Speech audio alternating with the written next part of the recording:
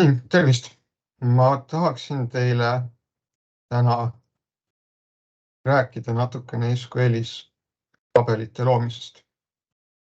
Ja selleks on mul siin üks väikene ülesanne ja ma tahaksin selle ülesande läbi lahendada kõigepealt Accessi baasil ja siis näidata, et see lahendus, mille ma kirjutasin Accessi jaoks, on tegelikult väga väikeste muudatustega on ka käivitatav LibreOffice Base põhjal ja on ka käivitatav PostgreSQL põhjal.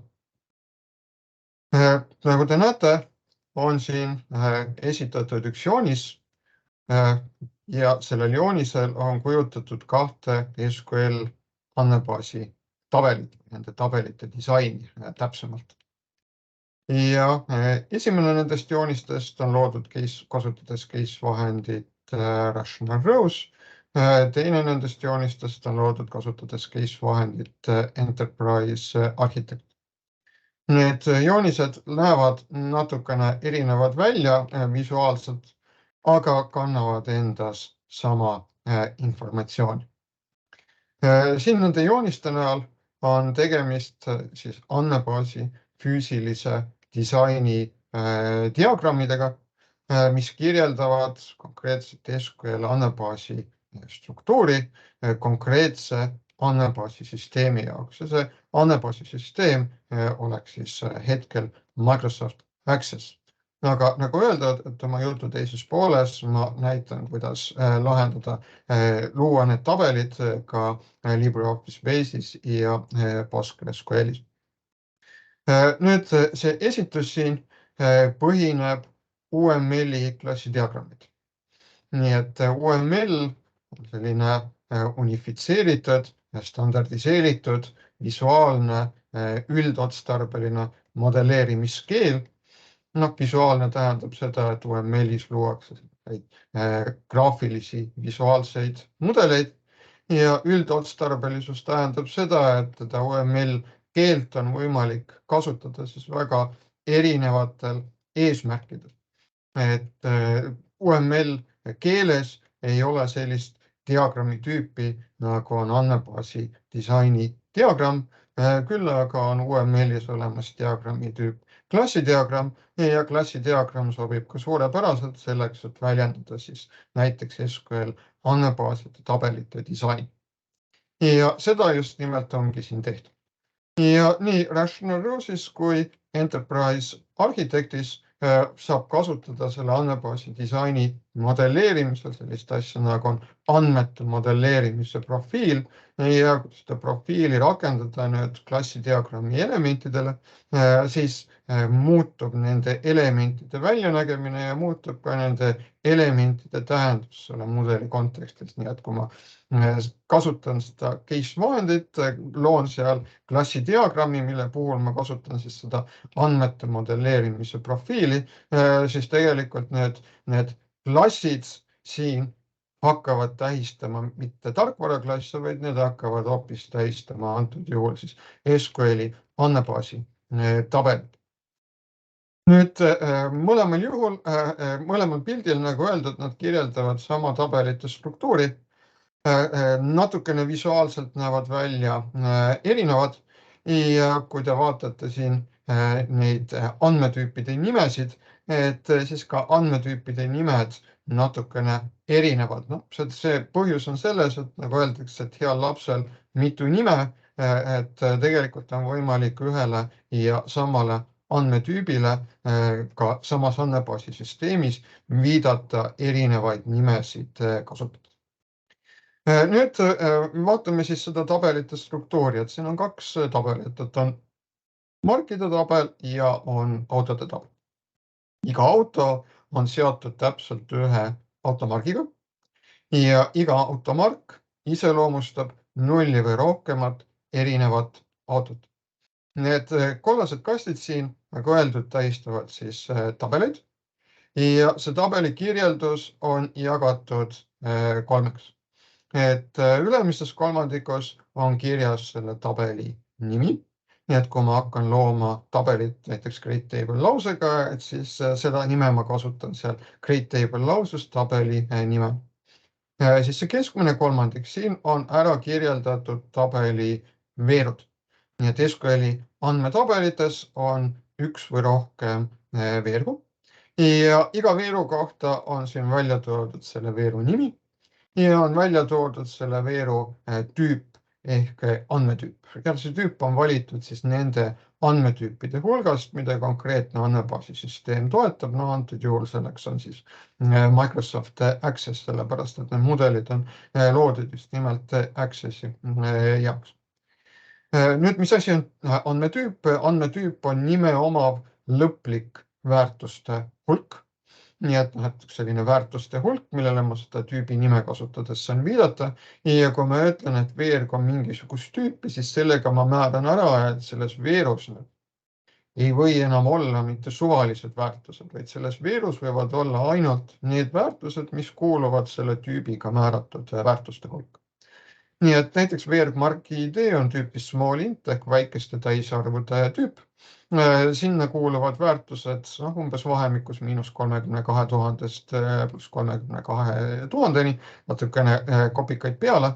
Nii et kui ma näiteks üritan registreerida marki identifikaatoriga 1 miljon, siis see ei ole võimalik. Sellised andmed lükatakse andmebaasisüsteemi poolt tagasi, sellepärast et väärtus 1 miljon ei kuulu väikeste täisarvude tüüpi. Nüüd veergmark, et see on tekstitüüpi varchar ja see sulgudes olev väärtus 50, see näitab maksimaalselt väljapikkust. Ehk siis margi nimetus võib olla maksimaalselt 50 märki pikk. Ja tegemist on siis siin muutuva pikkusega stringi tüübiga või tekstitüübiga, mis tähendab seda, et erinevatel markidel kindlasti võib see margi nimetus olla ka erineva pikkusega. Nüüd, kui selle veeru nimehed on kirjutatud PK nagu siin, nagu on siin, siis see tähendab seda, et see veer kuulub tabeli primaarvõtmesse. Et mis on tabeli primaarvõti? Et see on tabeli veergude hulk, kuhu kuulub siis üks või mitu veergu, milles olevad väärtused või mitme veeru puhul väärtuste kombinatsioon on siis iga tabelirea puhul unikaal.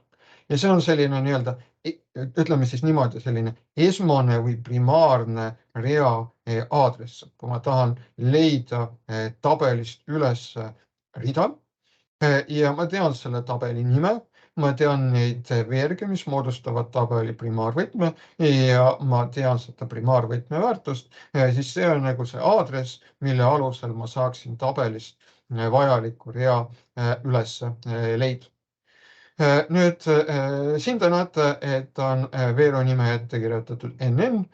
Siin te näete, et on kirjutatud veeru nime ette tärnikene Enterprise Architecti puhul. Et see nüüd tähistab seda, et tegemist on kohustusliku veeruga. Ehk üheski tabelireas margi nimetus ei tohi puududa. Tegelikult te näete, et siin Enterprise Architecti mudelis on ka siin tärnike. Siin Rational Rose'i mudelis seda NN-i siia margi ID ette ei ole kirjutatud, aga tegelikult nüüd primaarvõtmega kaasas käiv üks selline täiendav reegel on see, et kui ma ütlen andmebaasisüsteemile, et mingi veergade kombinatsioon moodustab tabeli primaarvõtme, siis sellisel juhul andmebaasisüsteem hakkab automaatselt kontrollima, et see igas tabelireas see primaarvõtme väärtus on olemas. Nii et mul tegelikult isegi ei ole vaja süsteemile eraldi öelda, et mark-ID on kohustuslik. Et kui ma ütlen, et mark-ID moodustab primaarvõtme, siis sellest juba automaatselt tuleneb ka see, et igas tabelireas mark-ID väärtus peab olema registreeritud.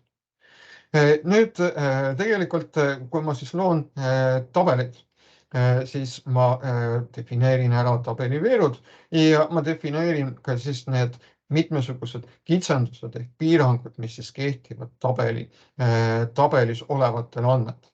Ja SQL-is ma saan defineerida erinevat tüüpi piirangud, et ma saan defineerida, et mingisugune veergude hulk moodustab primaarvõtme, ma saan defineerida, et mingisuguses veergude hulgas peavad olema täiendavalt samamoodi väärtused unikaalsed. ma saan defineerida, et veerus olevad väärtused peavad olema kohustuslikud. Ma saan defineerida välisvõtmeid, millest ma kohe hakkan rääkima. Ja ma saan defineerida veel selliseid täiendavaid lisapiiranguid, mis täiendavalt piiravad siis andmeid, mida tabelisse lisada. Ja siin tegelikult selles alumises kolmandikus on nüüd näidatud, et juhul, kui ma siis defineerin tabeliga seoses mingisuguseid piiranguid, siis milliseid nimesid ma peaksin nendele piirangutele andma. Et tegelikult täpselt nii, nagu on tabelil nimi, nagu on tabeli veerul nimi, nagu on andmetüübil nimi, nii on ka piirangutel nimed, kitsendustel nimed. Ja tabeli loomise lauses ma peaksin nendele kitsendustele siis andma ise nime. Kui ma kitsendusele ise nime ei anna, siis sellisel juhul selle nime annab andmebaasi süsteem. Nii et siin ma näen primaarvõtme kitsenduse nime, mis siis peaks olema Pekka Mark. Ja näete, siin on ka unikaalsuse kitsendus. Ja no ütleme, see ei tule siit diagrammi pealt, selle Rational Rewsi diagrammi pealt hästi välja, küll aga Enterprise arhitekti diagrammi pealt, et näete, et siin sellele veerule Mark on tõmmatud joon alla. See nüüd tähistab seda, et selles veerus Mark olevad väärtused peavad olema ka unikaalsed. Et täpselt nii, nagu ei tohi olla kahte tabelirida, kus kohas Mark ID väärtus on ühesugune, ei tohi olla ka siis kahte rida, kus kohas on Margi nimetus ühesugune. Nii et sellele veerule Mark ehk Mark, kus on siis Margi nimetus, tuleb defineerida unikaalsuse kitsendus ja selle unikaalsuse kitsenduse nimi on siis siin välja toodud. Nüüd siin on siis andmetabel Mark, et kui vaadata andmetabelit auto, siis andmetabelis auto on 3 veergu. Auto ID, Mark ID ja registrinumber. Muideks SQL-i tabelites veerud on järjestatud, igal veerul on järjekorranumber ja see veergude järjekord, ja mõnes kontekstis on vaja seda järjekorranumbrit isegi teada. Ja siin pildi peal tegelikult see veergude järjekord tuleb välja visuaalselt, nii et auto ID on esimene veerg, Mark ID on teine veerg, registrinumber on kolmas veerg. Nii et sellises järjekorras ma peaksin need veerud ka siis tabelis looma. Nüüd auto ID on siin primaarvõtmeveerg ja näete, siin on kirjutatud andmetüübi nimi auto increment, näete siin Enterprise arhitekti mudelis on kirjutatud counter. Täpselt nii, nagu kui te vaatate, et siin Margi tabelis siin on kasutatud andmetüübi nime varkar, siin on kasutatud andmetüübi nime tekst. Et nii nagu ma ütlesin, heal lapsel mitu nime, et tegelikult on siis võimalik mul viidata ühele ja samale andmetüübile erinevaid nimesid kasutades. Nii et auto increment ja counter, et need on siis mõlemad täiesti legaalsed andmetüüpide nimed access. Ja mida see andmetüüp tähendab, see määrab nüüd seda, et kui lisatakse autotabelisse uus rida, siis veergu auto ID hakatakse genereerima väärtuseid automaatselt. Et Margi tabelis ma kindlasti seda auto incrementi ei taha siin kasutada, sellepärast et selle Margi identifikaatori ma tahaksin määrata ise. Küll aga ma tahan öelda, et autotabelisse auto identifikaator genereeritakse siis süsteemi poolt automaatselt. Nüüd tabelis auto, nagu te näete, on ka veerg nimega Mark ID. See on nüüd siis välisvõtmeveerg, et siia te näete ette on kirjutatud FK. Et nagu öeldud, et see maailm, mida need tabelid väljendavad, on siis sellised, et iga mark iseloomustab 0 või rohkemat autot, iga auto on seotud täpselt ühe margiga. Ja vaata, need markide ja autode vahelised seosed siin SQL andmebaasis esitatakse andmetena, tabelites olevate väärtustena. Täpselt samamoodi nagu on kõik ülejäänud andmed, et ei ole mingisugust erinevat või teistsugust viisi, kuidas siis väljendada nende olemite vahelisi seoseid. See, et konkreetne auto on seotud konkreetse margiga, et see on siis väljendatud andmete kaudu. Ja konkreetselt autotabelis on veerg nimega Mark ID ja selles veerus Mark ID on siis selle automargi identifikaator, mis iseloomustab parajasti seda konkreetset autot. Ja näete, siin on selle veeru nime ette kirjutatud FK, et see nüüd viitabki siis sellele, et tegemist on välisvõtme veeruga. Ja mul on andmebaasi süsteemile vaja öelda, et see MarkID on välisvõti ja selles MarkID veerus võivad olla sellised automarkide identifikaatorid, mis on automarkide tabelis. Et kui ma andmebaasisüsteemile seda ütlen, siis andmebaasisüsteem hakkab oskama kontrollida sellist asja, nagu on viidete terviklikkuse reegel ehk siis referential integrity rule ja viidete terviklikkus tähendab siis seda, et mul on võimalik autotabelis viidata ainult sellistele markidele, mis on registreeritud ka automarkide tabelis, et kui ma üritan auto juures viidata mõnele sellisele margile, mille kohta ei ole rida tabelis mark, siis sellisel juhul andmebaasisüsteem selle muudatuse lükkab tagasi. Näete siin, et veergudde nimed on hetkel ühesugused, MarkID siin ja MarkID siin, et see ei ole kohustuslik, et need veergudde nimed võivad olla ka erinevad, et see on lihtsalt praegu juhus, et need nimed on ühesugused. Küll aga andmetüübid, mis on sellel veerul siin ja sellel veerul siin, et need peavad olema kas täpselt samad või nad peavad olema vähemasti ühildunud. Nüüd näete, siia on kirjutatud võrdub 1, siia on ka kirjutatud võrdub 1, et see nüüd tähendab seda, et sellel konkreetsel veerul on vaikimisi väärtus inglise keeles siis default value. Vaikimisi väärtus tähendab seda, et kui ma lisan autotabelisse rea, jätan MarkID väärtuse registreerimata, siis sellisel juhul automaatselt kasutatakse väärtust, milleks antud juhul on väärtus 1. Ja loomulikult siis ma pean hoolitsema selle eest, et automarkide tabelis on registreeritud automark, millel on identifikaator 1. Ja siis, nagu te näete, on siin autotabelis veergregistri number, tekstiline veerg, maksimaalne märkide arv on 10 ja jälle muutuva pikkusega stringide jaoks, sellepärast et nagu te teate, et need autoregistri numbreid on igasuguseid erinevaid. Ja kui ma vaatan siit seda alumist kolmandikku, kus kohas on siis välja toodud need kitsendused, et siis siit ma jälle loen välja, et primaarvõtme kitsenduse nimi peab olema selline, välisvõtme kitsenduse nimi peab olema selline ja tegelikult nüüd siit sellest Enterprise Architecti mudelist diagrammist on paremini näha, registrinumbrile on tõmmatud joon alla, et registrinumber peab olema unikaalne.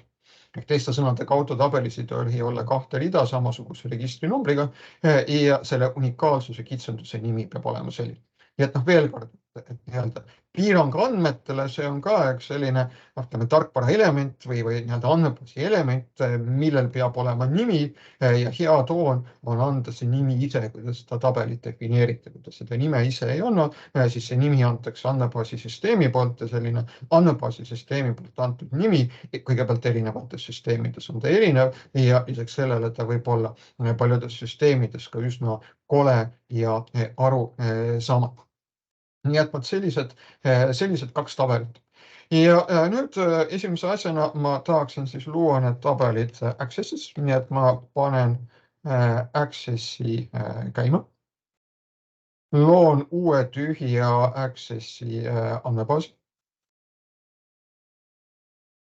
Määran tabelile või selle andmebaasi failile nime. Ja määran kataloogi, kuhu ta tuleb paigutada. Ja nüüd siis nii-öelda teen läbi selle ettevalmistuse, mille kohta ma ka tegin eraldi video. Nii et kiiresti kõigepealt, et siin ma graafilist disainerit ei taha kasutada, panen selle seemneks välja pakutud tabeli kinni. Siis valin siit file ja suvandid ehk file and options. Ja sellest avanenud aknast võtan lahti selle jaotise objekti kujundajad ja vot siin näete on see valik päringu kujunduse query design. Et siin tuleks siis muuta fondi suurust, et see fondi suurus peaks olema vahemikus 16–20, vaikimisi see suurus on 8 ja selle suuruse määramine on selline arvutipõhine. Et kui te seda korra olete juba muutnud, et siis tegelikult järgnevatel kordadel, kui te loote järgmised Access'i andmebaase, et siis te ei pea seda muuta. Ja samuti see SQL Server Compatible Syntax ANSI 92, WIS database ehk see andmebaas ja ka uute andmebaaside vaikesätted, et see peaks olema ka määratud. et kui te olete juba eelnevalt pannud, et see on kõikide uute andmebaaside puhul, et siis seda pakutakse nagu iga kord automaatselt välja. Et põhimõtteliselt see tagab siis seda, et kui ma kasutan SQL keelt, siis ma siin Access'is ma selle SQL keele abil saan saata korda natukene rohkem asju võrreldes sellega, kui ma SQL keelt ei kasuta. Ja praegune andmebaas current database, et siit valin siis selle compact on close selleks, et hoida selle andmebaasi faili suurus kontrolli. Ja juhul, kui teil siia üles tuleb selline kollane rida teatega turvahoiatuseks, security warning, et siis valige siit luba sisu ehk enable content selleks, et teil ei oleks siin Access'is mingisugust vajalikku sisu välja lülitatud ja et kõik käsud toimiksid siin nii, nagu on vaja. Et see kollane riba on osa siis sellest Microsofti poolsest turvamehhanismist. No sellepärast, et siin nendes Office'i dokumentides on ju võimalik luua neid makroid võidakse ka kasutada nii-öelda sellistel mitte sihipäraselt või nii-öelda pahanduse tekitamiseks. Ja siis on võetud selline parem karta kui kahetsuste lähenemine, et vaikimise nii-öelda osa sisu on välja lülitatud ja siis kasutaja pandma nõusoleku, et kogu sisu tuleb sisse lülitada. Nii et valige selle sisu sisse lülitamine, kui te sellist kollast riba siin üleval näete. Nüüd selleks, et hakata kirjutama siis SQL päringuid, võtan siit loo, võtan siit päringu kujundus, võtan siit sule ja võtan siit SQL vaade, SQL view. Nüüd, nagu oli juba juttu, siis selles Access'i redaktoris puudub koodi värvimine, puuduvad ridade järjekorra numbrid, puudub sulgude tasakaalustatuse kontroll. Nii et võib kasutada seda võimalust, et kirjutate selle SQL koodi tegelikult siis näiteks programmeerijale mõeldud tekstiredaktorisse, nagu näiteks Notepad++ või Scintilla tekstieditor ja siis sealt seda koodi kopeerite siis siia Access'i aknasse. Ja siit ma valin siis language, S ja SQL selleks, et hakata seda koodi kirjutama. Nii et võtan siis nüüd kõrvuti lahti siin selle akna ja võtan siit ette selle pildi ja kirjutan siis lausud, et luua need tabelid. Create table. Tabeli nimi on Mark. Sulud algavad. Nüüd kindlasti mõistlik oleks kas või loetavuse huvides kasutada veavahetust. Muideks, mis puudutab suur ja väike tähti, et tegelikult kui ma ei pane neid nimesid SQL-is üldiselt, näiteks jutumärkides, siis tegelikult vaikimisi need nimed on tõstutundetud ehk case insensitive. Nii et tegelikult ei ole vahe, kas ma kirjutaksin niimoodi või ma kirjutaksin niimoodi või ma kirjutaksin niimoodi või ma kirjutaksin niimoodi. Nii et nii-öelda andmebaasi süsteem peaks seda ikka üheks ja samaks nimeks. Aga nii-öelda hea loetavuse huvides oleks parem olla järjekindel.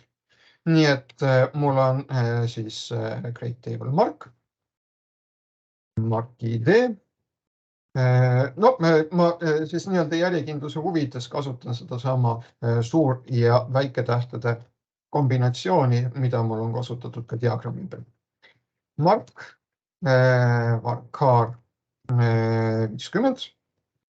Tegemist on kohustusliku veeruga, not null. Nagu öeldud, Mark ID tegelikult on ka kohustuslik, kui ma ütlen, et tegemist on primaarvõtmega, siis see automaatselt nüüd määrab selle, et selles veerus väärtused on kohustuslik.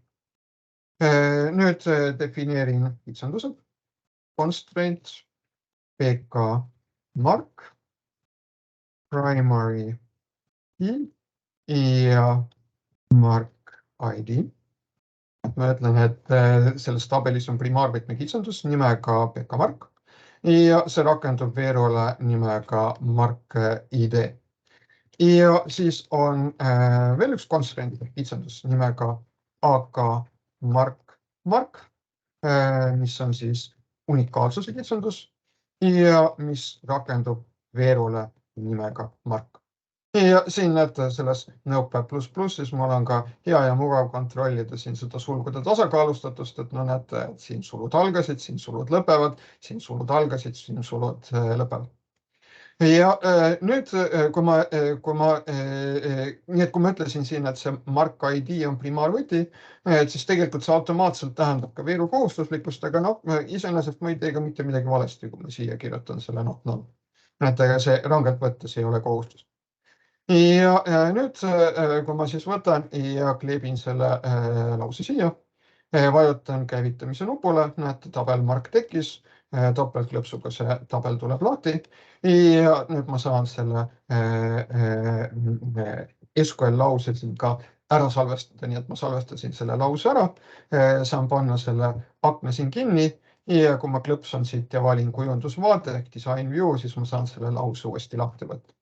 Nüüd võtan loo, päringu kujundus, sule, SQL-i vaade ja kirjutan siia siis järgmise laus. Nii et nüüd ma tahan luua siis tabeli auto. Create table auto.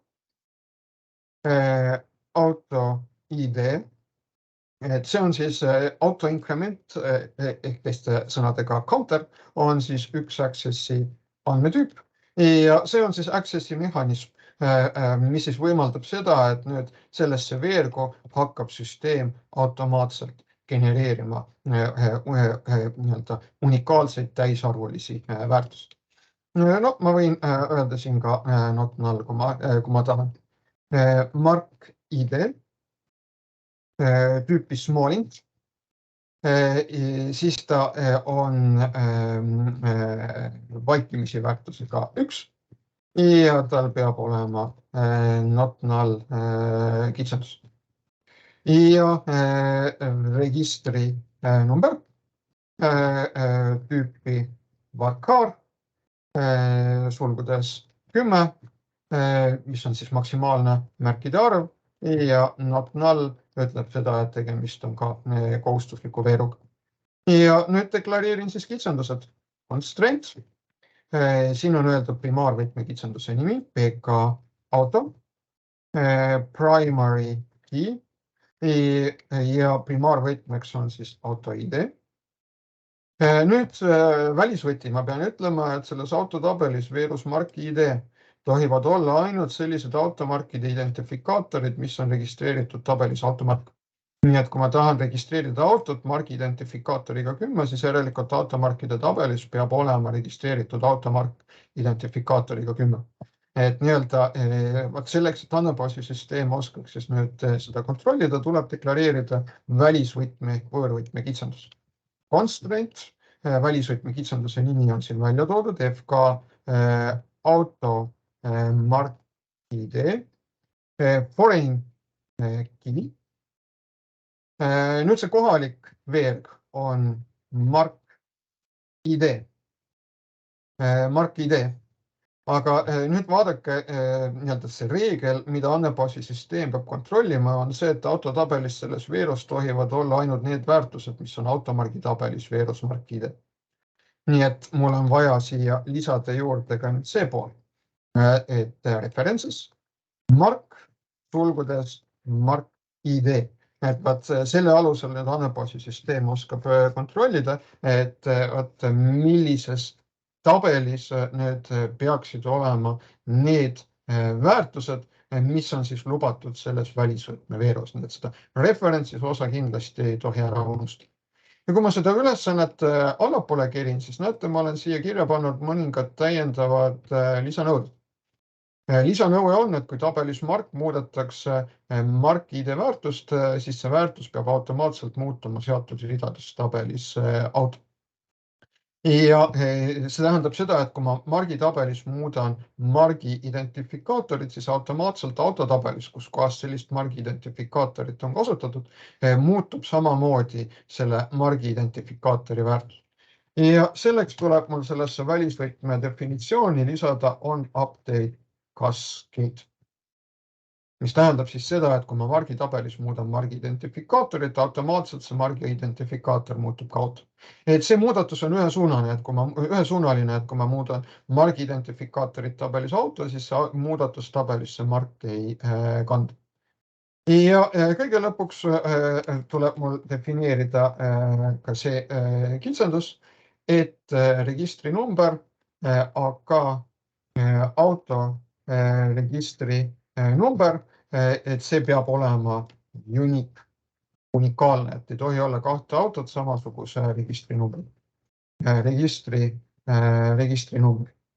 Nii, ja jälle siin näete, selles redaktoris on hea jälgida, et mul on sulud tasakaalus, et näete, et siin oli algav sulg, et siin on lõpetav sulg või et siin sulg algas ja siin sulg lõppes. Nüüd võtan selle lause, panen siia ja panen selle käima. Ja näete, tekkis tabel ja tegelikult siin tahan ka rõhutada, et siin on praegu oluline ka tabelite loomise järjekord, sellepärast et siin selles tabeli auto loomise lauses ma viitan tabelile mark. Nii et selleks, et selle lause käivitamine õnnestuks, selleks peab tegelikult tabel auto või tabel mark juba olema olemas. Ja nüüd, kui ma tahan selle lause ära salvestada, näiteks nimega loo auto, panen selle query kinni ja siit niimoodi saan võtta selle lahti. Nüüd, kui ma tahan siin Access'is vaadata, et millised on mul tabelite vahelised seosed, siis ma valin siit ülevalt selle lindi pealt menüü andmebaasi riistad ehk database tools ja klõpsan siin selle nupu peale seosed ehk relationships.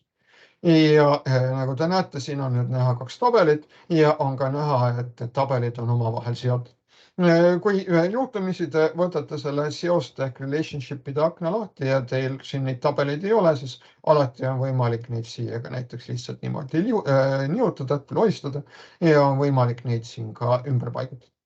Ja kui te klõpsate siin selle seost tähistava joone peale, teete siia topeltklõpsu, et siis tuleb lahti aken, mis näitab selle seose omadusi. Nii et siin on selline valik nagu Enforce Referential Integrity, jõusta viitamisterviklus, mis tähendab siis seda, et andmebaasi süsteem tagab, et autotabelis saavad olla ainult sellised automarkide identifikaatorid, mis on ka markide tabelis. Ja siis see kaskaad värskendus ehk on update cascade, et teiste sõnadega, kui ma muudan margi identifikaatorit tabelis mark, et siis see muutub automaatselt ka tabelis auto. Nüüd soovi korral ma saan siis võtta ja lisada tabelitesse andmeid, nii et näiteks ütleme registreerime, et näiteks 1 on Volvo ja 2 on Volga ja 3 on Audi. Nagu oli öeldud, margi identifikaator on primaarvõti. Primaarvõtme väärtus on kohustuslik. Kui ma üritan registreerida marki, millel margi identifikaator puudub, siis ma saan veateate sellepärast, et marki ID moodustab primaarvõtme. Primaarvõtme väärtus igas tabeli reas peab olema registreeritud. Kui ma üritan registreerida 2 automarki, millel on samasugune margi identifikaator, siis ma saan veateate. Sellepärast, et mul ei tohi olla 2 automarki, millel on samasugune automargi identifikaator, samasugune primaarvõtme väärtus. Sama on nimetusega, et kui ma üritan registreerida 2 automarki, millel on erinev numbriline identifikaator, aga samasugune nimetus, ma saan jällegi veateate, kuna ma olen margi tabelis deklareerinud, et see margi nimetus peab olema unikaalne. Ja nüüd, kui ma tahan sisestada siis andmeid tabelisse auto, siis tegelikult auto ID veergu ma väärtust sisestama ei pea, see genereeritakse automaatselt. 2, 3, ABC, nii et auto ID väärtus genereeriti automaatselt ja samuti margi identifikaator vaikimisi on 1, sellepärast nagu te mäletasite margi identifikaatori veerule, ma ütlesin, et sellel veerul on vaikimisi väärtus. Vaikimisi väärtust loomulikult alati on võimalik muuta, et ma saan siia panna näiteks 2 või saan sinna panna 3, aga kui ma üritan siia panna 4, siis selliste andmete registreerimine ebaõnnestub.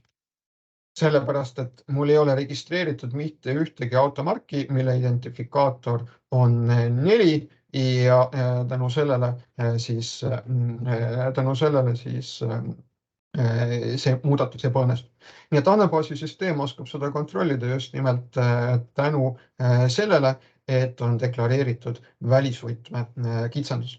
Nüüd, mis puudutab seda kaskaadset muutmist, et võtame siin autode tabeli, et näete, mul on see registreeritud siin 1 auto, millel on margi identifikaator 3 ja muudame nüüd siin selles automarkide tabelis ära, et margi identifikaator ei ole mitte 3, vaid on hoopis 30.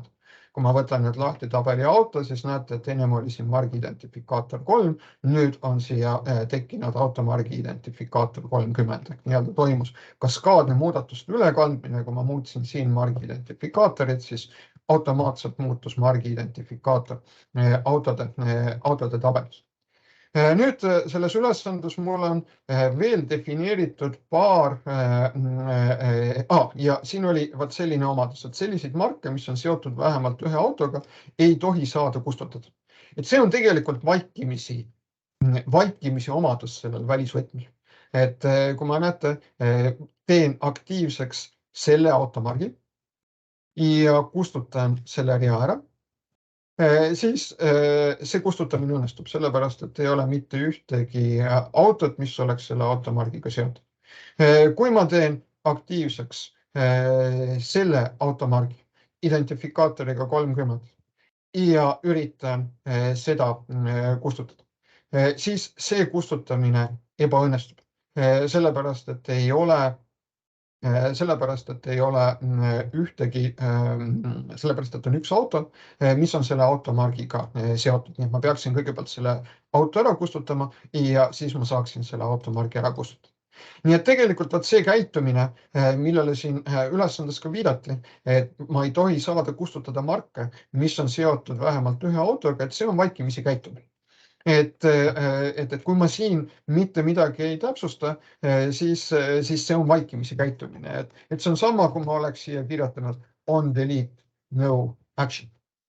On delete no action tähendabki siis seda, et andmebaasi süsteem viidete terviklikkuse hoidmiseks ise mingisuguseid kompenseerivaid tegevusi läbi ei vii, mingisugused andmeid enda poolt ei muuda ja juhul, kui tekib viidete terviklikkuse viga, et siis sellisel juhul see muudatus lükatakse lihtsalt tagasi.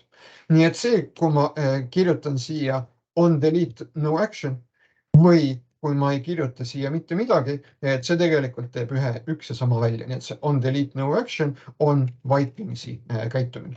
See tagab siis selle, et juhul, kui ma tahan kustutada automarke, mis on seotud mõne autoga, siis selle automargi kustutamine ebaõnnestub. Nüüd siin on veel öeldud, et on siis 3 reeglit, et margi identifikaator väärtustabelis mark peab olema positiivne täisarv. Margi nimetustabelis mark ei tohi olla tühistring ja kui auto on margi identifikaatoriga 1, siis selle autoregistri number peab algama numbritega 000000. Et jõustame siis need reeglid. Et võtame siis kõigepealt see esimene tingimus, et margi identifikaator peab olema suurem kui 0. Et mida ma saan teha siin Access'is, mul on võimalik neid selliseid täiendavaid piiranguid andmetele jõustada graafilise kasutajaliidese kaudu, defineerides tabelile niinimetatud valideerimisreeglid. Nii et kui ma klõpsan tabeli peal, valin siit kujundusvaade ehk design view, tuleb lahti mul selle tabeli omaduste aken, kus ma näen kõiki selle tabeli veerge sellises vuudustikus, iga veeru puhul saan määrata ka omadusi. Ja mul on võimalik siis lisada siia valideerimisreegel ehk validation rule, mida siis tuleb kontrollida andmebaasi süsteemi. Ja valideerimistekst, mis on siis veateade, mida andmebaasi süsteem kasutajale näitab, kui selle valideerimisreegli vastu eksitakse. Nii et kui margi identifikaator peab olema suurem kui 0, siis ma lisan siia valideerimisreegli, on suurem kui 0 ja lisan siia ka mark valideerimisteksti ehk siis veateate. Et mark ID väärtus peab olema positiivne täisarv. Nii et 0 ei ole tegelikult positiivne arv. Ja kui ma nüüd salvestan ära, ja valin siit nüüd vaade, andmelehe vaade ehk datasheet view, et siis ma näen neid andmeid, siis ma näen jälle siin seda tabelit nüüd koos andmetega. Ja näiteks üritan registreerida, et Volgal on margi identifikaator koodiga -2. Siis selle peale mulle väljastatakse veateade, et margi ID väärtus peab olema positiivne täisarv. Nii et mul on võimalik siin defineerida nüüd selles graafilises kasutajaliideses selline täiendav kontrollireegel andmetele, mida andmebaasisüsteem kontrollib ja mis on väga hea, mul on võimalik siis ka lisada juurde selline veateade, mida süsteem kasutajale näitab, kui selle reegli vastu eksitakse. Nüüd teine asi, margi nimetus ei tohi olla tühistring. Vaat selleks mul ei ole isegi vaja defineerida eraldi valideerimisreeglit, vaid ma muudan siin seda veeru omadust. Luba null pikkusega, inglise keeles siis allow zero length ja ütlen, et allow zero length on no ehk ei, nii et tühi string ehk nullpikkusega string ei ole lubatud. Et tühi string ei ole sama, mis null ehk väärtuse puudumine. Et tühi string on tegelikult väärtus, ta on selline väga lühikene väärtus, aga samas null, mille kontrollimiseks või mille vältimiseks mul oli see kitsendus not null, et see on siis tegelikult selline spetsiaalne marker või tähis, mis tähistab väärtuse puudumist. Niimoodi, nii et sellist reeglit, et väärtus ei tohi olla tühistring, et seda ma saan jõustada siin selle, muutes seda veeru omadust. Ja veel üks reegel, kui auto on markidentifikatoriga 1, siis selle autoregistri number peab algama numbritega 00. Et võt oletame, et selline reegel kehtib ka. Ja võt siin selle reegli näol on tegemist sellise assotsiatsiooni reegliga. Et kui kehtib tingimus B, siis peab kehtima ka tingimus Q. Ehk teiste sõnadega, kui tabelis auto mark ID võrdub 1, siis sellisel juhul peab kehtima reegel, et registri number vastab mustrile, mille kohaselt selle registri numbri alguses on 0 märki ja edasi tuleb 0 või rohkem suvalist märki.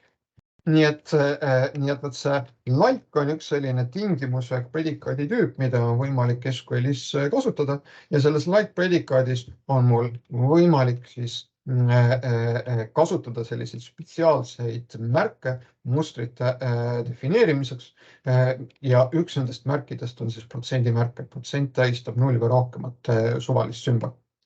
Ja vaat siin on see implikatsiooni operatsioon, et kui kehtib üks tingimus, kehtib ka teine tingimus. Võt SQL-is ei ole sellist implikatsiooni operaatorit, et ma saaksin selle reeglina täpselt sellise süntaksiga kirja panna.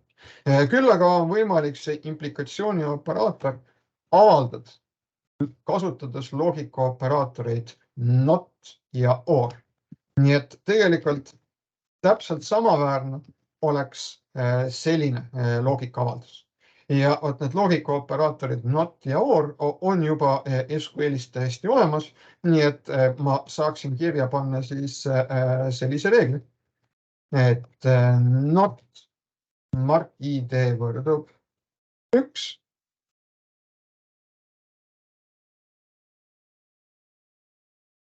or registri number like ja nii edasi. Ja nüüd siis selleks, et seda reeglit jõustada, see reegel on vaja lisada tabelile auto. Ja kui te seda reeglit vaatate, siis selles reeglis nüüd viidatakse kahele veerule, et viidatakse veerule mark ID ja viidatakse veerule registri number. Nii et seda reeglit siin Accessi graafilise kasutajaliidese kaudu lisades, ma ei saa seda lisada veerureegliks, sellepärast et see veerureegel, veeru valideerimisreegel, et see on mõeldud ühe konkreetse veeru jaoks väärtuste piiramiseks. Mida mul on vaja teha? Mul on vaja võtta lahti see tabel disaini vaates ja klõpsata siin vaadata seda menüüd kujundus ja valida siit atribuudi leht ehk property sheet on see siis inglise keeles. Ja vaat siin atribuudi lehel on mul ka võimalus defineerida valideerimisreeglid. Ja siia atribuudi lehele mul oleks vaja lisada või võimalik siis lisada sellised valideerimisreeglid, mis hõlmavad rohkem kui ühte tabeliveelu. Nii et ma panen selle reegli siia. Vaat siin, kui ma ta niimoodi kopeerisin, siis nüüd läks asi natuke valesti, et see nii-öelda pandi siia automaatselt jutumärgid, et tegelikult nende jutumärkide asemel ma peaksin kasutama kandilisi sulge. Nii et ma võtan selle reegli uuesti lahti ja kustutan need jutumärgid siin ära ja jutumärkide asemel kasutan kandilisi sulge. Et neid identifikaatoreid access'is ei panda mitte jutumärkidesse, et neid pannakse kandilistesse sulgedesse. Nii et juhul, kui margi identifikaator võrdub 1-ga, siis registrinumber peab algama 2 nulltähega, edasi võib tulla 2 nulliga, edasi võib tulla mis tahes suvalised märgid. Ja nüüd tuleb defineerida siis ka valideerimistekst. Kui auto on marki identifikaatoriga 1, siis registri number peab algama 2 nulliga. Selline valideerimistekst. Salvestan ära ja teen kohe proovi. Et lisan siia juurde siis automargi identifikaatoriga. Ja nüüd üritan registreerida autot, mis on marki identifikaatoriga 1, 223, BBC. Ja näete, saan vead.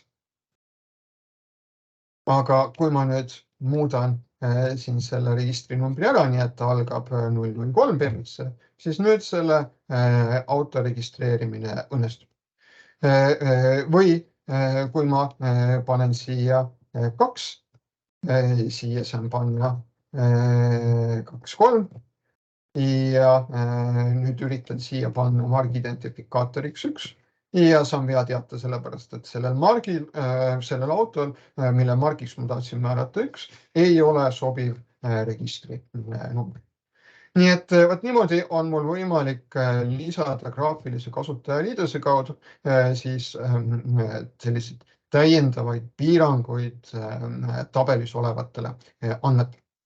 Et nüüd ma lõpetan sellega selle video ära, aga ma teen veel ühe video, kus kohas ma näitan teile kõigepealt seda, et kuidas on võimalik neid kitsendusi Access'is ka jõustada niinimetatud check kitsendustena ja samuti näitan selles teises videos, kuidas ma peaksin siis kirjutama ümber need laused selleks, et ma saaksin neid käivitada kas siis LibreOffice'is või ma saaksin käivitada neid PostgreSQL'is. Nii et vaadake kindlasti ka selle video teist osa, kus ma selle näite käsitlemist jätkan.